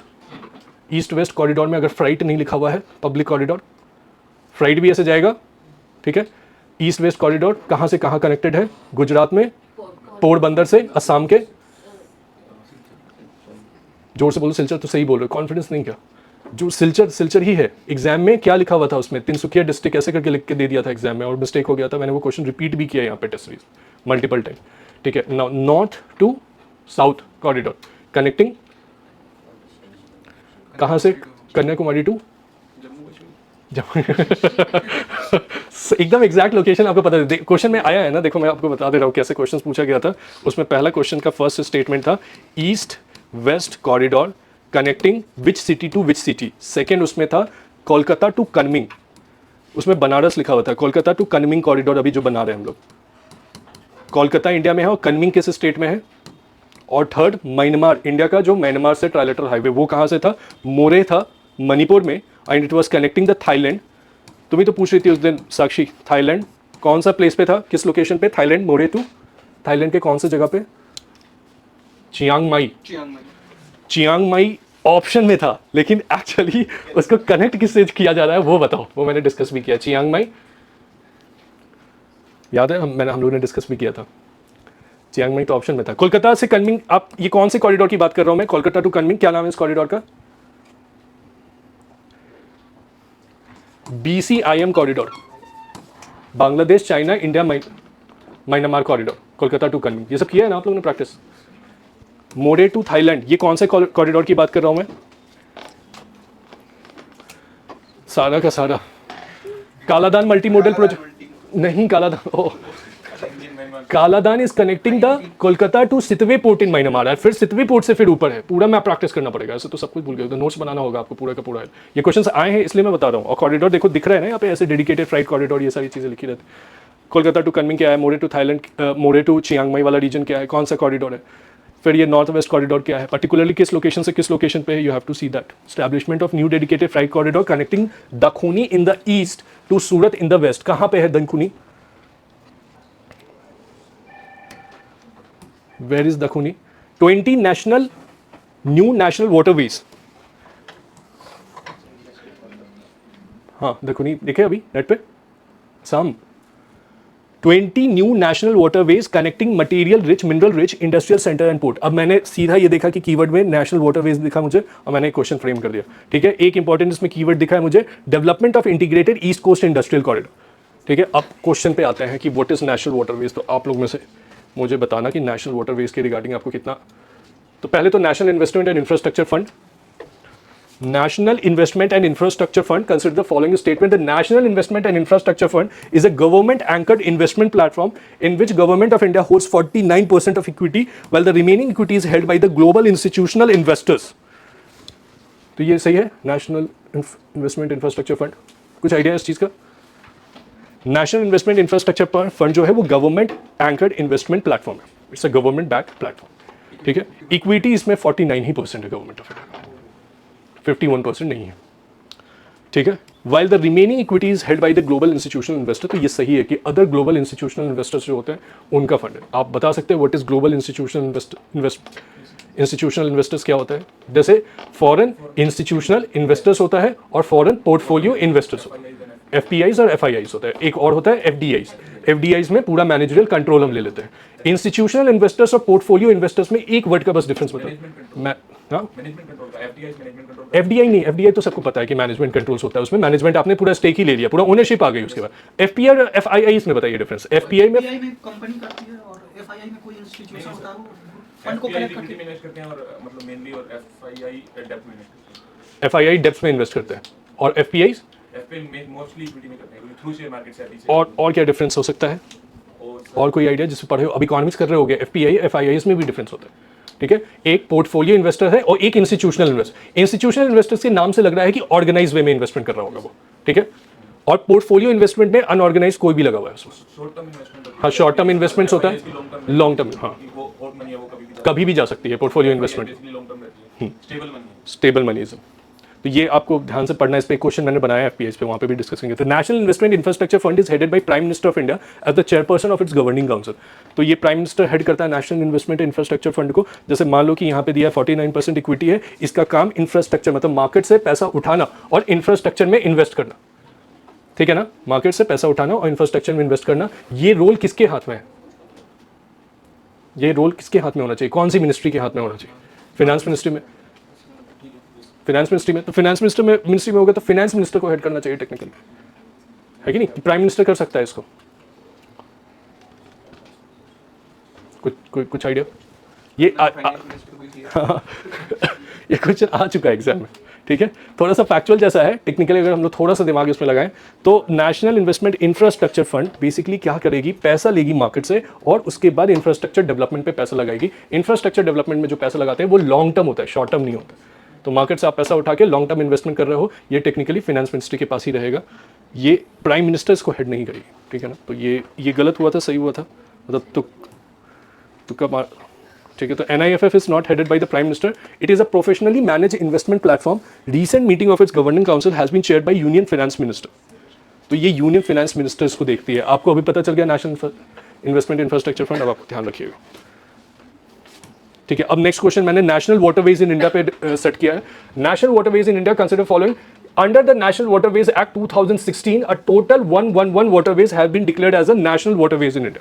When I was writing means in 2017, 3 questions was asked from the national waterways in different people. उसी साल आया था 16 में ये act आया था। तो ये तो सही है। अब ये बताओ कि 111 waterways has been declared as a national waterways in India? हाँ, 111 है अभी? नहीं, कितना है टोटल इस एक्ट के अंदर? मतलब मैं नहीं कह रहा हूँ ये एक्ट बोल रहा है कि एक्ट ने कहा है कि 111 वाटरवेज इंडिया में होना चाहिए। तो अकॉर्डिंग टू द एक्ट आपको पता होना चाहिए। Have been declared as a national waterways in India. So it is correct statement. It's not a wrong statement. Inland Waterways Authority of India is responsible for the development and regulation of national waterways in India. मतलब Inland Waterways Authority of India पैसा उठाएगा, development projects पे लगाएगा, regulate करेगा पूरी की पूरी चीज़ को, ये इसी एक्ट के अंदर स्टैब्लिश होगा, ठीक है? अब next, national waterways 2 Brahmaputra river is the longest national waterways in India. कौन सा है अभी? गंगा, NW1 है, ठीक है? अब आप इसमें एक चीज बस, I just want to know, as per the act there are total 111 waterways has been declared as a national waterways in India. Does it mean कि सारे के सारे ऑपरेशनल है? ये जरूरी है? अभी करंट में कितने ऑपरेशनल है, ठीक है? नेशनल वाटरवेज 1, 2 और 3, ये 3 बता दो कौन कौन से रीजन में?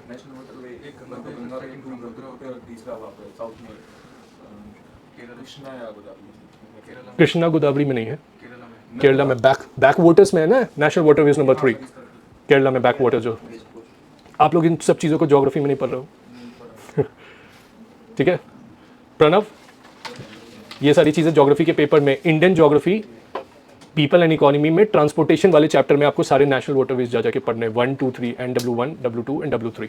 सो द हाई, सबसे ज़्यादा लेंथ में सबसे ज़्यादा जिसका है वो है गंगा ब्रह्मपुत्र, ठीक है? दूसरे नंबर पे ब्रह्मपुत्र, पहले नंबर पे गंगा। गंगा में कौन से स्ट्रेच पे अभी रिसेंटली गवर्नमेंट ऑफ इंडिया ने स्टार्ट किया था, वो शिप था, वो क्या था जो recently the government of India has started? Varanasi से स्ट्रेच से लेके पटना तक के स्ट्रेच तक का दे हैव स्टार्टेड वन। हाँ, कुछ छोटा सा जो शिप क्राफ्ट होता है उसमें नाउ यू कैन, आप उसका वो ले सकते हो, टूरिज्म सेक्टर में प्रमोट कर, ठीक है? So under national waterways act, ठीक है? तो this statement is also correct. Now Integrated East Coast Industrial Corridor proposed in the Union Budget 2026 and 27 is best described by which of the following? The industrial corridor aimed at strengthening port-led manufacturing.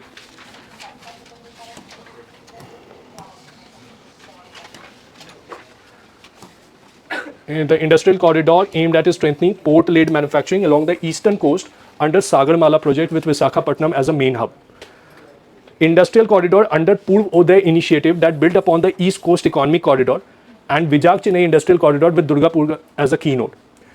इसमें निकाल पाए आप लोग, मतलब इसको would you be able to eliminate, इसमें eliminate करके पहुंच पाए राइट आंसर? पता था आपको इंडस्ट्रियल कॉरिडोर कैसे, आपने कैसे इसको एलिमिनेट किया? जैसे ये फर्स्ट और सेकंड स्टेटमेंट बहुत क्लोज जैसा लग रहा है। ये कह रहा है कि industrial corridor aimed at strengthening port led manufacturing along the eastern coast under the Sagarmala program with Visakhapatnam as a main hub. तो ये गलत, मतलब किस बेसिस पे आपको लगा कि ये नहीं होना चाहिए? Port led manufacturing, east coast industrial corridor है, तो बेसिकली क्या करेगा, किस चीज़ को प्रमोट करेगा? इंडस्ट्री के, बेसिकली द कॉरिडोर जो स्पेसिफिकली बनाया गया होगा वो इंडस्ट्री के डेवलपमेंट के पर्सपेक्टिव से होगा, ठीक है? पोर्ट लेड डेवलपमेंट तो हो ही सकता है, पोर्ट लेड मैन्युफैक्चरिंग तो कर ही सकते हैं उसमें, पोर्ट लेड मैन्युफैक्चरिंग तो होगा ना, ये तो चांसेस है कि एग्जाम वाले दिन गलत हो सकता है आपका। इसमें आप कैसे दिमाग लगाएंगे कि eastern coast under the Sagarmala project Visakhapatnam as a main hub, तो इसके लिए आपको ऐसे पता होना चाहिए था। अगर आपको थोड़ा सा ईस्ट कोस्ट इकोनॉमिक कॉरिडोर का अगर थोड़ा आइडिया होता तो you can rule it out कि Visakhapatnam as a main hub नहीं है उसमें, ठीक है ना। The industrial corridor under the Purvodaya scheme that builds upon the east coast economic corridor and Vizag Chennai industrial corridor with Durgapur as a key node, तो इसमें Durgapur as a key note, ठीक है ना। ये ऊपर मैंने डिस्कस किया है, इसमें ऊपर ये आया था बजट में, तो बजट में एक बार दिख जाएगा। चांसेस आर हाई कि east coast economic corridor, east coast economic corridor government of India किसके साथ मिलकर बना रहा है, किसके साथ बना रहा है, हाँ किसे फंड लिया है हमने, आप बताइए। ईस्ट कोस्ट इकोनॉमिक कॉरिडोर किसके साथ कुछ एडीबी ना, एडीबी के साथ मिलकर बना रहा है ना east coast economic corridor India, government of India, Asian development bank, ये सब पता होना चाहिए।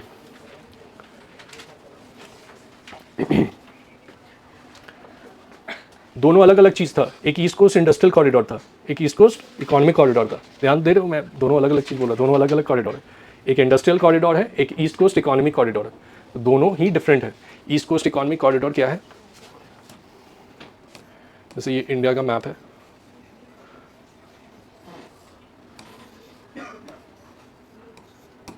इसमें ये जो कॉरिडोर है हम यहाँ बना रहे हैं चेन्नई से लेके विशाखापट्टनम क्रॉस करके कोलकाता तक, this is east coast economic corridor.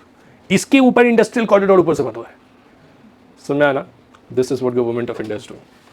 अब now carbon capture utilisation storage, consider the following statement, जल्दी जल्दी करते हैं फटाफट। Carbon capture utilisation storage involves capturing carbon dioxide emission, ये तो आ चुका है ना पीवाईक्यू में, बेसिक सा क्वेश्चन है। Carbon capture utilization and storage involves capturing of carbon dioxide emission from large industrial sources, either utilizing it from the value-added product or storing it in a deep geological formation. तो carbon हम capture करते हैं, या तो उसका कोई product बनाते हैं, नहीं तो जियोलॉजिकल फॉर्मेशन में उसका स्टोर कर देते हैं, और स्टोर ऐसा करेंगे कि उसका रिलीज नहीं होना चाहिए, क्योंकि फिर अगर रिलीज हो गया तो पर्पस डिफीट हो गया हमारा उस चीज़ का, ठीक है। CCUS technologies include pre combustion capture, post combustion capture and oxy fuel, oxygen and fuel combustion method, ठीक है। ऑक्सी फ्यूल का मतलब ऑक्सीजन फ्यूल, तो प्री कंबशन से पहले पोस्ट कंबशन कैप्चर भी किया जा सकता है, उससे पहले भी किया जा सकता है, तो ये तो सही होना चाहिए। बहुत जनरल स्टेटमेंट है, कुछ भी स्पेसिफिक नहीं है इसमें। अगर आपको लग रहा है कि इसमें स्पेसिफिक है तो कुछ ऐसा स्पेसिफिक नहीं है। In India CCU is still at a nascent stage with recent initiative focusing on project and test bed especially in hard to abate sectors like cement and steel, तो ये सही होना चाहिए। अभी भी nascent स्टेज पे हम लोग पर्टिकुलरली हम सीमेंट और स्टील पे ही अभी फोकस करके कर रहे हैं, ठीक है। लेकिन आप, मैंने देखिए आपको ये तो बड़ा आसान सा लग रहा है, इस चीज़ को समझने के लिए I have done a multiple research कि does it still at a nascent stage और नॉट, ठीक है ना। It is a very old technology CCUS, मतलब when I was giving examination it was there, तो तब से लेके 5 साल में भी आप nascent स्टेज में है, तो ये है technically they are still into the nascent stage. तो I did a good research on to it, then I got find it that CCUS is still at the initial stage of the implementation,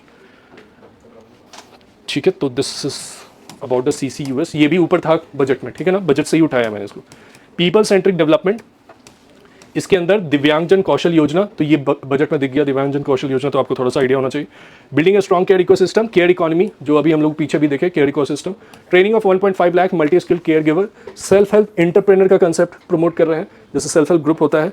दिव्यांग Sahara Yojana, timely access to high quality assistive design for all, तो ये particularly जो handicaps हैं, physically disabled है, उनके लिए। PM दिव्याशा केंद्र, modern retail style. NIMHANS upgrading national mental health institute in Ranchi and Tezpur में बनाया जाएगा। Establishing emergency and trauma centres and district hospital में बनाया जाएगा। अब इसको जल्दी से देखते हैं कि what the question I have framed on to it. So Divyangjan Kaushal Yojana as mention under the people centric development, आप दिव्यांग जन एंड कौशल, तो कौशल किसकी चीज़ के लिए होता है, स्किल के लिए, और दिव्यांगजन उसके, तो इसमें बस ये देख लेना है कि ये दोनों स्किल कहीं दिख रहा है कि नहीं कीवर्ड किसी भी ऑप्शन कि provide pension and direct income, तो पेंशन की तो बात ही नहीं हो रही है कहीं पे। Offer dignified livelihood opportunities to person with disabilities through industry relevant and customise skill, तो यहीं पे बात की जा रही है। Ensure free distribution of assertive person with disability through strict hospital, तो इसकी बात ही नहीं है कहीं, ठीक है। तो ये आसान था क्वेश्चन, ठीक है। ईज ऑफ डूइंग बिजनेस को ध्यान में रखते हुए गवर्नमेंट ऑफ इंडिया टेकिंग बहुत सारी चीजें ले रहे हैं। ईज ऑफ डूइंग बिजनेस में इन लोगों ने एक इंपॉर्टेंट जो था, MAT is propose to be made as a final tax, MAT is propose to be made as a final tax. अब मैट को एक बार जरा सा इसमें ध्यान से देखते हैं कि what is MAT. With reference to the minimum alternate tax, idea है आप लोगों को मिनिमम ऑल्टरनेट टैक्स किसको बोलते हैं, what is minimum alternate tax? Sir जब कोई कंपनी अगर उसका प्रॉफिट हो भी रहा है या फिर नहीं भी हो रहा है but there is a certain amount कि आपको उतना टैक्स देना ही पड़ेगा, that is minimum alternate is a provision under the income tax act. पहला कीवर्ड ये देखो कि क्या ये इनकम टैक्स एक्ट के अंदर है मिनिमम अल्टरनेट टैक्स का provision, to ensure that the companies pay a minimum tax based on the book profit when normal tax liability is lower. तो कभी कभी क्या करते हैं कि कंपनी को टैक्स हम लोग हॉलिडे दे देते हैं कि आप you are not obliged to pay the taxes. उस सिचुएशन में मिनिमम अल्टरनेट टैक्स एक मिनिमम हम लोग बना देते हैं कि इतना कम से कम मिनिमम आप पे कर दो। तो minimum tax based on the book profit when normal tax liability अगर आपका लोअर है तो कम से कम एटलीस्ट इतना पे करो। MAT is applicable to both domestic and foreign company subject to specified exception. तो ये सही होगा। Primary purpose of the MAT is to bring zero tax company with a high profit but low taxable income due to exemption into the tax net. तो यही basically objective है उसका mat का, ठीक है। तो this is also easy to handle. Now next question, physical matter में government of India accepted the recommendation of the commission, retain the vertical share of the devolution at 41%। 16 finance commission आ गया है इसमें। 16 finance commission basically क्या कह रहा है? Government accepted the recommendation of the commission to retain the vertical share of devolution as 41%। तो 16 finance commission के बाद 15 फाइनेंस कमीशन का रिकमेंडेशन बताओ उन लोगों ने क्या किया? ये जो डिवोल्यूशन है इस डिवोल्यूशन को क्या बोलते हैं? वर्टिकल डिस्ट्रीब्यूशन एंड दूसरा एक हॉरिजॉन्टल होता है among the states. Vertical distribution समझ में आ रहा है ना, सेंटर से स्टेट को, ठीक है। तो ये 41% क्या कह रहा है कि government of India accepted the recommendation of the commission to retain the vertical share of devolution to 41%। Retain का क्या मतलब है? What is meaning of retain? जो सेम पहले था, पहले क्या था? 15 फाइनेंस कमीशन। हाँ, 15 फाइनेंस कमीशन में भी 41% था। इन लोगों ने कहा आप उसी को कंटिन्यू कर दो, ठीक है। अब provision of 1.4 lakh crore to the state, the finance commission grant, this include rural and urban. तो ये चलो इसके ऊपर क्वेश्चन देखते हैं finance commission. With reference to the 16th Finance Commission, consider the following statement. The 16th Finance Commission has recommended increase the state share in the central tax. कैसे हटेगा? Tax as a period of 2026 and 31 to strengthen the cooperative federalism. तो ये क्या share in central tax? पूरा keyword क्या? Question number 20. State the share in central taxes to 45%। तो 45% नहीं है, ठीक है। For horizontal devolution the 16th finance commission uses criteria such as income distance, population, area, forest ecology and the new parameter contribution to GDP. तो आप लोगों में से अगर 16th फाइनेंस कमीशन अगर कोई पढ़ा है या नहीं पढ़ा है तो मैं एक ब्रीफ आपको बता देता हूं regarding to the 16th finance commission. 16th finance commission ने 16th फाइनेंस कमीशन का 2 पॉइंट्स पे ध्यान देना है। पहला ध्यान देना है हॉरिजॉन्टल पे, पहला ध्यान देना है हमें, एक सेकेंड, वर्टिकल पे, और दूसरा हमें ध्यान देना है हॉरिजॉन्टल पे। पहला वर्टिकल पे एंड दूसरा ध्यान देना है हमें हॉरिजॉन्टल पे, ठीक है। वर्टिकल डिस्ट्रीब्यूशन में इन्होंने क्या बोला? 41% एंड नॉट 45%। और हॉरिजॉन्टल डिस्ट्रीब्यूशन में कौन कौन सा क्राइटेरिया होगा to distribute among the states? कौन कौन सी क्राइटेरिया होगी to distribute among the states? Income distance, population, 2011 का डेटा लेंगे, forest area, ecology and new parameter contribution to GDP was also added into it. जाओ, नहीं बंद मत करो। सेकेंड स्टेटमेंट सही है या गलत है? सही है ना? हाँ, ठीक है। तो पहले कंट्रीब्यूशन टू जीडीपी जो था वो एब्सेंट था 15th फाइनेंस कमीशन पे। ये न्यू पैरामीटर ऐड हुआ है, तो याद रखना अपने नोट्स में अगर पीवाई इस बार आ गया पेपर, क्योंकि जिस साल नया फाइनेंस कमीशन एस्टैब्लिश होता है उस साल उस फाइनेंस कमीशन पे क्वेश्चन जरूर आता है पेपर। किस आर्टिकल के अंदर फाइनेंस कमीशन प्रोवाइडेड है? 280, ठीक है। हॉरिजॉन्टल और वर्टिकल दोनों डिस्ट्रीब्यूशन पे बात की गई है। ये हॉरिजॉन्टल डिवोल्यूशन के लिए है। हॉरिजॉन्टल डिवोल्यूशन में ये सारी क्राइटेरिया है, कंपेयर करके पढ़ना होगा 15 फाइनेंस कमीशन को, 16 फाइनेंस कमीशन को। इन सारी चीज़ों में भी चेंज हुआ है, इनका वेट भी जो है वो भी चेंज हुआ है, तो वो भी थोड़ा सा देख लेना। पर्टिकुलरली तो नहीं आएगा वैसे, बट आपको ये पता होना चाहिए कि there is a change regarding to it, ठीक है। तो it has to be done, ठीक है।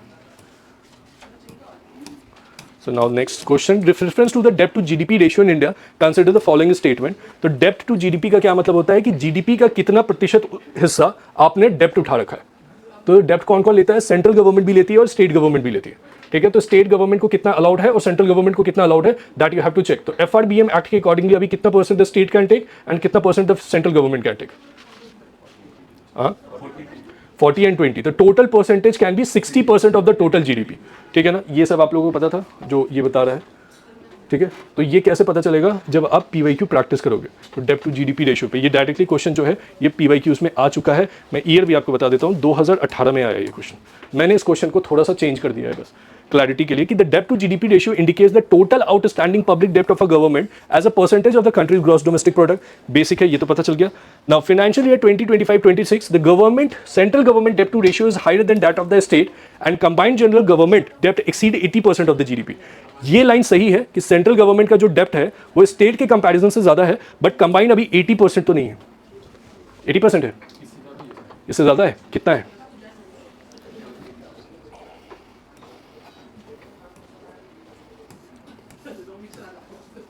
और FRBM एक्ट ने मैंडेट किया क्या है कि 50% GDP for the centre and 30% for the GDP for the state. ये गलत स्टेटमेंट है, ये सही स्टेटमेंट है। अभी टेक्निकली शायद 80% है। एक कितना है अभी? Public with the total public debt exceeding 80% है। हम सही बोल रहे हो, 80% से ज़्यादा है। आप लोगों को आइडिया था इस डेटा का जो वो बोल रहा है? उसे पता था? आप लोगों को नहीं आइडिया था इस चीज़ का? बजट ही नहीं देखा मैंने। बजट का नहीं है ये, FRBM एक्ट में तो न्यूज़ में चलता रहता है ना अभी कि कितना टैक्स टू GDP रेशियो आपने उठाया। करंट अफेयर्स में ये सब चीज़ें देखनी होगी। नहीं पता, पहला और तीसरा ऑप्शन पता था, तीसरा गलत है। ये पता। ठीक है, तो अभी नोट में कम से कम लिख लो कि 80% से ज़्यादा है स्टेट कंबाइंड। सेंटर और स्टेट का जो कंबाइंड है वो कंबाइंड डेप्ट अराउंड 29% है स्टेट्स का, और सेंटर का 55-56% है। तो ये 80% से ज़्यादा हो गया डेप्ट टू GDP रेशियो। डेप्ट टू GDP रेशियो अगर ज़्यादा होने लगेगा तो वैसे सिचुएशन में क्या होगी? वो हो जाएगा सर, क्राउडिंग आउट हो जाएगा, क्योंकि गवर्नमेंट ज़्यादा बोरो करेगी तो बेसिकली भरोसा, ट्रस्ट टूट जाएगा सरकार के ऊपर।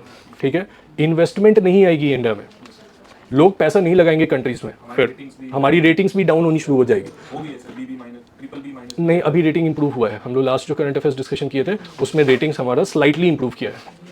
ठीक है, अभी करंट डेटा के अकॉर्डिंगली हम लोग ने उस दिन न्यूज़ का आर्टिकल भी देखा था इंडियन एक्सप्रेस का, तो वी हैव नाउ चेंजिंग, हमने इंप्रूव किया है। Now next is statement 3 incorrect. हाँ ठीक है, ये तो हो गया। चलो अब आगे बढ़ते हैं। रूपी कम्स फ्रॉम, तो ये एक टैक्स का डेटा है, बजट के अंदर का एक डेटा है कि सबसे ज़्यादा पैसा कहाँ से आता है और कहाँ पैसा खर्च होता है। तो ये डायरेक्ट डेटा के accordingly most of the money जो हमारा आता है, जो आपने बजटिंग और ये पढ़ लिया होगा इकोनॉमिक्स में, तो बजटिंग के अंदर आपने देखा होगा ना कि पैसा capital account, current account, this concept has been done. तो सबसे ज़्यादा पैसा कहाँ से आता है? तो कॉर्पोरेशन टैक्स 18% है, इनकम टैक्स कितना परसेंट है? 21% है, और स्टिल GST एंड अदर 15% है। बोरोइंग एंड लाइबिलिटी से सबसे ज़्यादा पैसा आता है 24%। बोरिंग एंड लाइबिलिटीज़ को हम लोग बजटिंग में कहाँ पे रखेंगे, किस अकाउंट में रखेंगे? करंट में, कैपिटल में रखेंगे ना।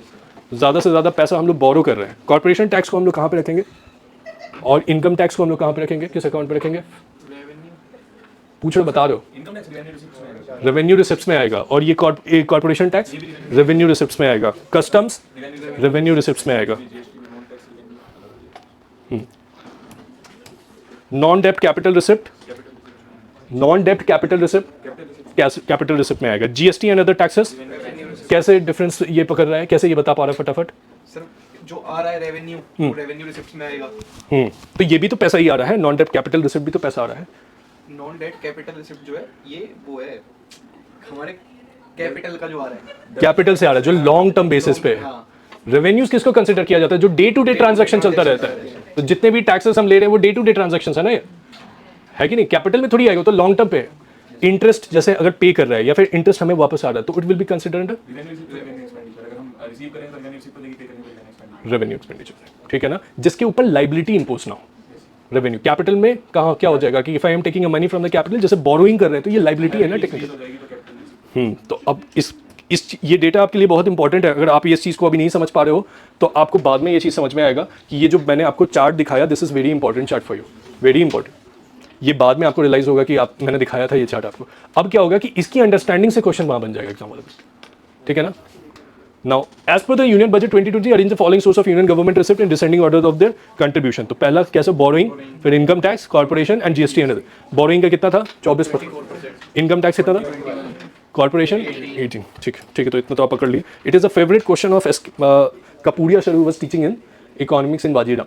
तो he keep asking this in the class कि आपको पता होना चाहिए कि सरकार के पास पैसा कहाँ से आता है और सरकार उन पैसे को कहाँ खर्च करती है, उसकी क्लैरिटी आपको बहुत अच्छे से पता होना चाहिए। इसलिए मैंने ये क्वेश्चन फ्रेम कर दिया और ये एग्जाम में आ सकता है।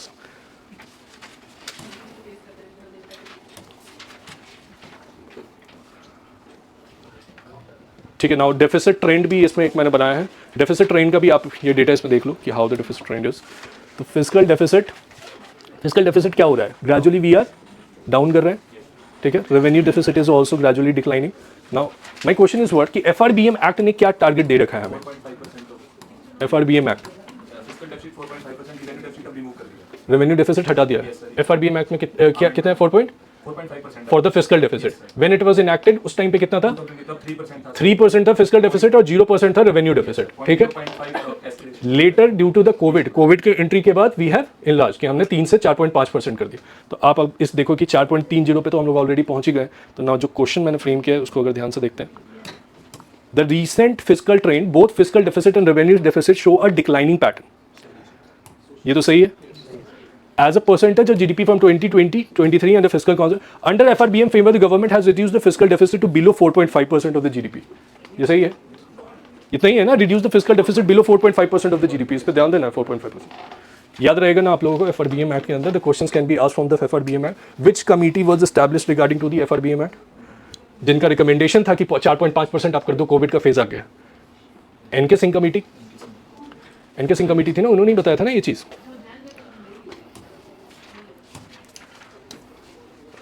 अभी ओके ठीक है, तो this is about of it. Now ये तो हो गया। India care economy has significant growth potential and is expected to expand rapidly in the coming decades. ऐसा होगा कि एक्सपैंड कर जाएंगे हम लोग रैपिडली इन कमिंग डिकेड्स में। इसका रीजन क्या है, India population is ageing rapidly with the rising number of elderly people and increasing demand for the trend care giver while sector remains largely informed and under developed, ठीक है। तो care economy पे जो पूछा है उसका यही रीजन है, ठीक है ना। इस पे मेंस पे भी क्वेश्चन आ चुका है, अगर आप लोगों को मैंने मेंस की आंसर रेटिंग कराई थी तो उसमें केयर इकोनॉमी का कंसेप्ट था। आपको समझ में आ रहा है बजट से कैसे कोरिलेट हो जाता है मेंस? नहीं, we are also ageing rapidly by 2050 we are इसमें कर रहे हैं हम लोग, ageing rapidly with the rising number of elderly people and increasing demand for the trend. देखो एजिंग रैपिडली हो रही है इंडिया में, इसलिए हर साल तुम देखोगे क्वेश्चन में डेमोग्राफी से एक क्वेश्चन जरूर they asking, they putting one question from the demography. जैसे पिछले साल आया था ना, 2 क्वेश्चन था, एक था टोटल फर्टिलिटी रेट का अंडरस्टैंडिंग आपको होना चाहिए और विच of the following countries out of that is ageing rapidly.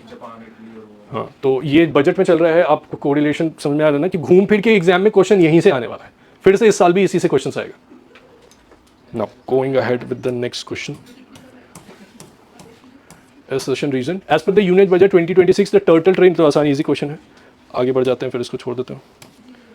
अब ये नेक्स्ट क्वेश्चन, ये बजट के क्वेश्चंस नहीं है, ये अक्टूबर के मंथ का करंट अफेयर्स है, सितंबर एंड अक्टूबर मंथ का करंट अफेयर्स है। पहला क्वेश्चन मैंने यूनिट बजट से इसलिए डाल दिया कि यू शुड बी नोइंग कि the annual financial statement is laid before house of the parliament by union finance minister on behalf of the president of India. It was in the PYQ written prime minister of India and UPSC has mistakenly said that is the right statement, ठीक है। Next is all at the union level the demand for grant can be made except on the recommendation of the president of India. अब मुझे article बताओ, ये तो सबको पता है, ये तो सबको पता है ना कि no demand for grant can be made except on the recommendation of the president of India. जो एनुअल फाइनेंशियल स्टेटमेंट ही आप लेके आते हो, कौन इंट्रोड्यूस करता है annual financial statement? Money bill, it was introduced by the president. तो कोई भी डिमांड ऑफ ग्रांट बिना इसके रिकमेंडेशन के कैसे हो जाएगा? समझ लो ना मैं जो बता रहा हूं, किस आर्टिकल के अंदर है? 113 clearly provides for no demand for grant shall be made except on the recommendation of the president. 112 में वो और 113 में ये, ठीक है। द फॉरेन इन्वेस्टर विथड्रू, जो अभी तुम बोल रहे थे, देखो ये न्यूज़ में ये जो बता रहा था अभी कि बहुत वोलेटाइल होता है, तुरंत फॉरेन इन्वेस्टर्स अपना पैसा हटा लेते हैं। तो ये न्यूज़ में चल रहा था कि foreign investor withdrew 35,000 crore in August, biggest sell off in the 6 month. तो इसी से मेरे दिमाग में कंसेप्ट आया कि that you must be knowing, आपको पता होना चाहिए कि फॉरेन इंस्टीट्यूशनल इन्वेस्टर्स हैं कौन। तो इसमें ये कीवर्ड यूज़ किया है कि फॉरेन पोर्टफोलियो इन्वेस्टर्स, इन लोगों ने पैसा अपना उठा लिया।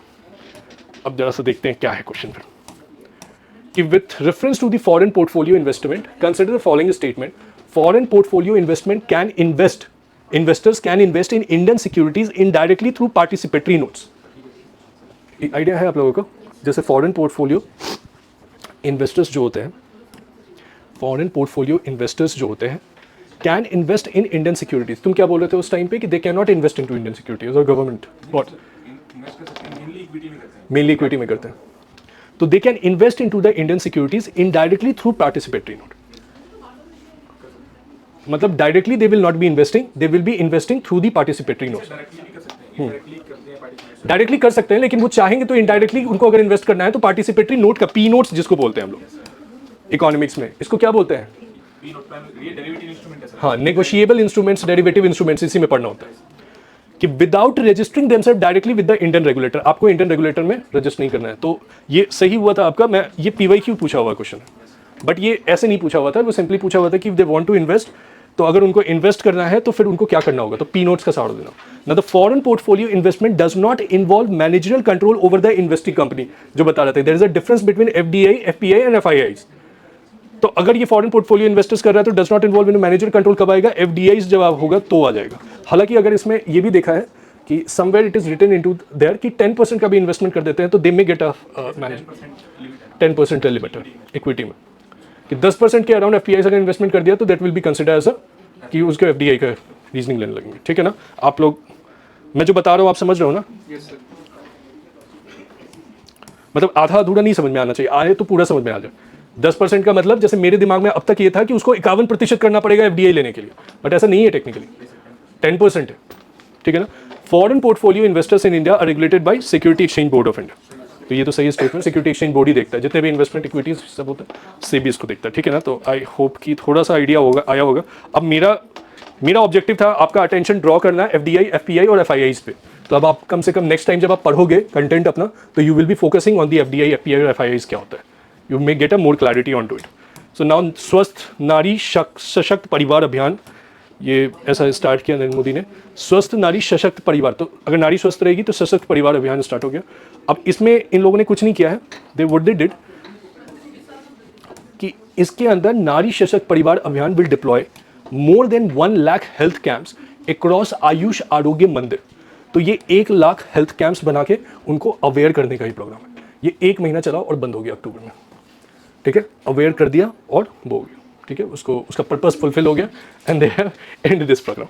ठीक है? तो अक्टूबर में चल रहा था ये प्रोग्राम, तो ये एग्जाम में नहीं आएगा, बट स्टिल आपको इस वाले से बस ये समझने की जरूरत है, जैसे क्वेश्चन जो है उसके अकॉर्डिंगली देखते हैं कि विद रेफरेंस टू दी स्वस्थ नारी सशक्त परिवार अभियान, consider the Abhiyan primarily targets women and children with an emphasis on reducing maternal and child mortality through comprehensive health screening and immunization period। समय समय पे ये चीज़ें होती रहनी चाहिए, अवेयरनेस होती रहनी चाहिए, इम्यूनाइजेशन सपोर्ट मिलते रहना चाहिए। हो सकता है कि आपका प्रोग्राम चल रहा है लेकिन रूट पे लोगों को नहीं पता है ना? जैसे मेरे गाँव में बहुत कम लोग ऐसे जानते हैं, तो वैसे सिचुएशन में you need to aware them regarding to that. तो उसके लिए कैंप लगाया है लोगों ने।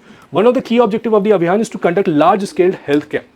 हेल्थ कैंपिंग की गई, इसके अंदर स्क्रीनिंग, हाइपरटेंशन, डायबिटीज, कैंसर और अदर हेल्थ केयर के रिगार्डिंग अवेयर किया गया। अभियान का इंप्लीमेंटेशन नीति आयोग ने किया है, तो ये एक्सेप्टेबल है कि वो अभियान को नीति आयोग उतर के इंप्लीमेंट करने चला जाएगा रूट पे। उसका काम तो ऊपर है कि बना दिया प्रोग्राम और बोल दिया कि अब आपके काम है तो रिसोर्सेज को इंप्लीमेंट करना। ठीक है? तो आई होप कि ये सब चीज़ें आप लोग पकड़ ले रहे हो, तो अच्छी बात है। अब नाउ नेक्स्ट क्वेश्चन। ठीक है? With reference to the India digital service tax, ये मैंने 2-3 बार बताया है। India digital service tax equalisation levy को बोलते हैं, गूगल टैक्स को बोलते हैं। ठीक है ना? इंडिया डिजिटल सर्विस टैक्स में क्या होता है कि जो डिजिटल प्लेटफॉर्म्स होता है उसके ऊपर अगर मैंने कोई बिजनेस कर रहा हूँ तो वो बिजनेस रन करने के लिए that platform will taking a money from me and that money is directly going to the United States of America and other nation. जैसे अमेजॉन का प्लेटफॉर्म वहाँ पे, तो वो उसको चला गया, गूगल को चला गया। अब जैसे इस इंस्टीट्यूट का मैंने ऐड रन कर रहा हूँ मैं गूगल पे या मेटा पे, तो पैसा देना पड़ता है, ऐसे ऐड रन करने नहीं देते हैं वो लोग। तो जैसे ही आपने पैसा उसको दिया, that money directly goes into the United States of America. तो टैक्स नहीं भरा ना, इनकम हो गया उसे हमारे बिजनेस पे, और टैक्स उसने पे नहीं किया। तो इसी को ध्यान में रखते हुए इंडिया डिजिटल सर्विस टैक्स लेके आया गया। तो India digital service tax known as equalisation levy was introduced by tax revenue earned by the non resident digital company जैसे Amazon, Google, these. Now the present India impose 2% digital service tax. अब देखो present में इसको abolish करवा दिया गया है pressure डाल के। इंडिया से ये बाकायदा इंडिया को प्रेशर डाल के ओईसी, कौन सी कंट्री, किसने करवाया ये चीज़? फ्रेमवर्क है हमारा, OECD का फ्रेमवर्क है, OECD का फ्रेमवर्क है, उन्होंने पुश करके इंडिया से डिलीट करवाया है। तो इंडिया ने इसको हटा दिया इस साल से। ठीक है ना? इक्वलाइजेशन लेवी 2% और 6% दोनों हटा दिया। तो अभी एट प्रेजेंट पे नहीं है, मैंने जानबूझ के ये पॉइंट रखा एग्जाम वाले दिन, हो सकता है कि आप कंफ्यूज हो जाए, और अगर आप नहीं पढ़े हुए हो तो आप वहाँ पे टिक कर दे 2%। ठीक है ना? तो वो चीज़ नहीं होना चाहिए। तो this is about of it.